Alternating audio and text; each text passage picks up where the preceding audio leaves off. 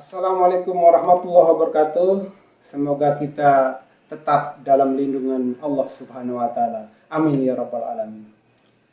Di video kali ini kami akan tunjukkan video sebuah tari kreasi yang berjudul Tari Nyesek. Tari Nyesek ini adalah sebuah karya dari Tiang sendiri. Semoga bisa terhibur dan saya akan memberikan gambaran sedikit tentang tari nyesek. Nyesek merupakan aktivitas kaum bini di Pulau Lombok, terutama Lombok bagian selatan. Tari kreasi ini memberikan sentuhan artistik yang menggambarkan betapa berharganya selembar kain. Kaum Hawa di Pulau Lombok selalu mempersiapkannya.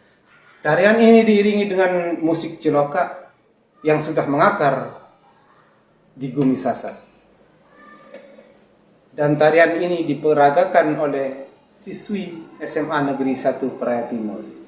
Selamat menyaksikan dan semoga bisa terhibur.